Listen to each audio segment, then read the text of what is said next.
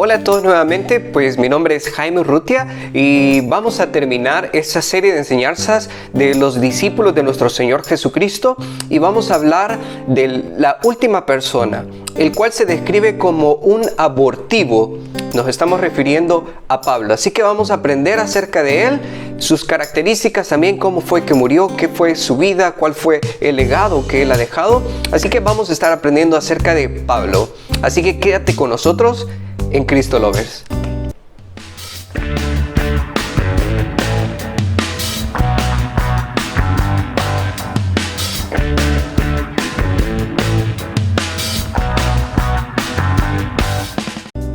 Saulo de Tarso, conocido más comúnmente como Pablo, él era de la ciudad de Cilicia. Él nació en Cilicia, lo que es conocido actualmente como Turquía. Saulo fue ciudadano romano por nacimiento. Otra característica es que Saulo era una persona muy celosa de lo que él creía. Y para poder evidenciar esto, nosotros nos vamos a ir al libro de Hechos, capítulo 22. El versículo 3 nos narra lo siguiente.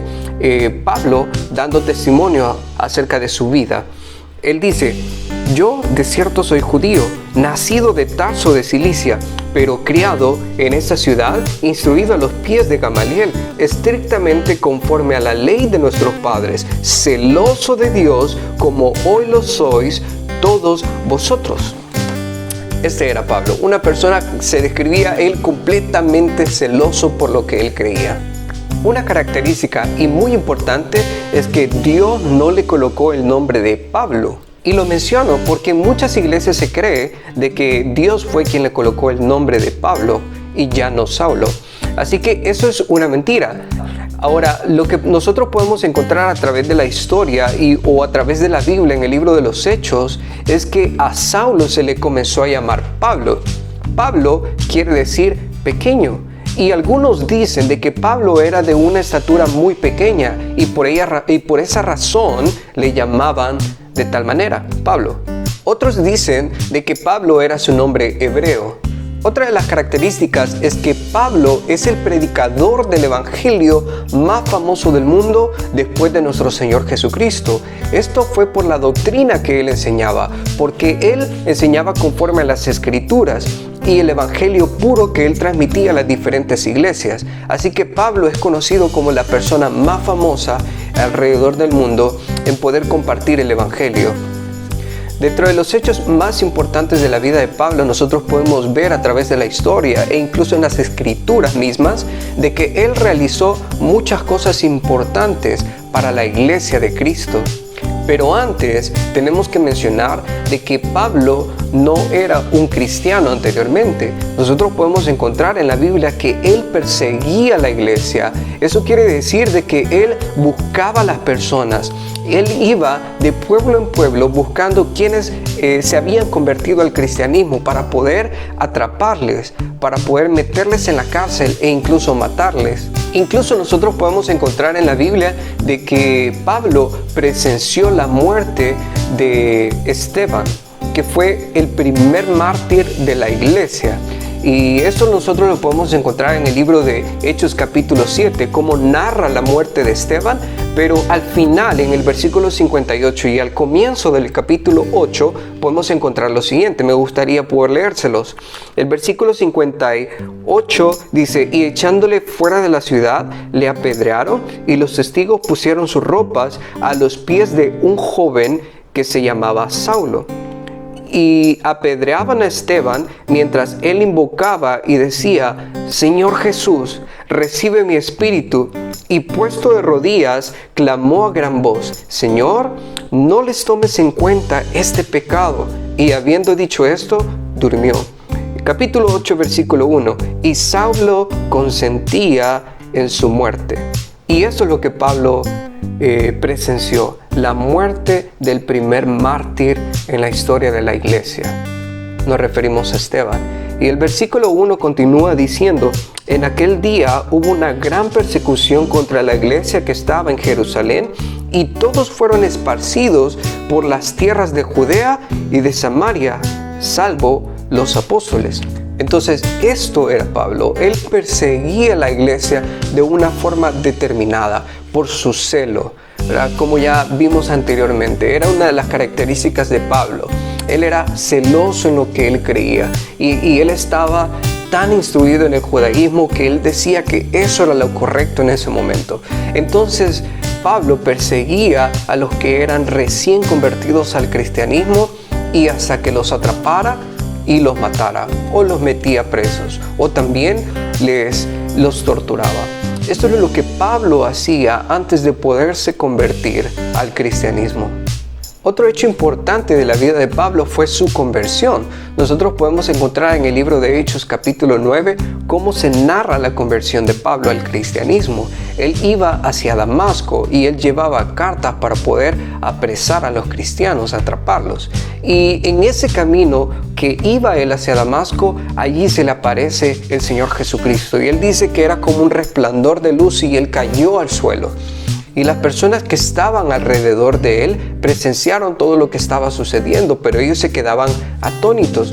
Entonces una voz del cielo, de esa luz resplandeciente, sale y dice: Saulo, Saulo, ¿por qué me persigues? Dura cosa es darte cosas contra el aguijón.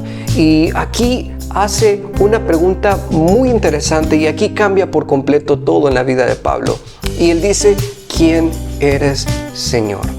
Él tenía una idea de lo que estaba sucediendo y por eso hace esta pregunta: ¿quién eres, Señor? Y claro, el Señor le responde y le dice: yo soy Jesús a quien tú persigues. Y Pablo no perseguía directamente a Jesús porque Jesús ya estaba en el cielo. Él perseguía a la iglesia. Pero si persigue a la iglesia, automáticamente estaba persiguiendo al Señor Jesucristo. Entonces por eso el Señor se le aparece de tal forma y de aquí cambia la vida de Pablo completamente. Él entra a Damasco, espera unos días y llega Ananías, ora por él y se convierte, se bautiza y se hace un cristiano de allí en adelante.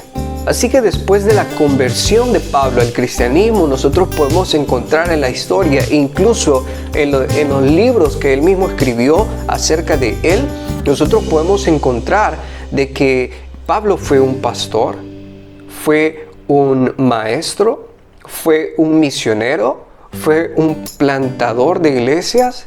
Él era prácticamente discipulaba personas y podemos encontrar como a Timoteo o a Tito.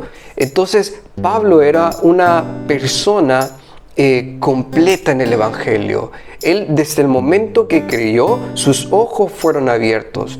Todos los dones, toda la sabiduría que él había adquirido en el judaísmo tradicional, pues todo eso le sirvió para ver un panorama completo acerca de Dios, un panorama completo acerca de lo que Dios había preparado desde hace muchísimo tiempo con respecto al Evangelio, con respecto a nuestro Señor Jesucristo y mucho más con respecto a la iglesia. Pablo es un ejemplo para toda la iglesia de Cristo por todas las cosas que él hizo. El Evangelio fue esparcido por él hacia los gentiles, hacia Europa, hacia Asia, incluso llegó a más allá de Inglaterra, por la forma en la que Pablo predicaba y compartía el Evangelio con todas las personas.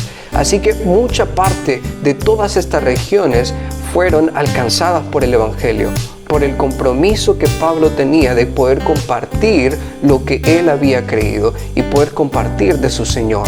Otro hecho importante es que Pablo escribió 13 cartas y nosotros las podemos encontrar en el libro, en el Nuevo Testamento, ¿verdad? Si podemos mencionar a los romanos, a los efesios, incluso a los corintios, y entre otras cartas que Pablo escribió a las diferentes iglesias que estaban esparcidas en la región. Y estas cartas fueron de hecho el resultado de el trabajo que Pablo había realizado en las diferentes iglesias, y él trataba de poder comunicarse con las iglesias a través de las cartas, siempre poder saludarles, poder bendecirles, poder enseñarles, poder compartir acerca del evangelio con ellos a través de las cartas. El liderazgo de Pablo era muy grande en ese entonces. Así que no se puede dudar del amor que Pablo le tenía a la iglesia. No se puede dudar del amor que Pablo le tenía al evangelio. Y no se puede dudar el amor y la pasión que él tenía por alcanzar más almas para Cristo. Y bajo esto quisiera leerles algo que Pablo escribió a los Corintios, porque considero que es muy importante.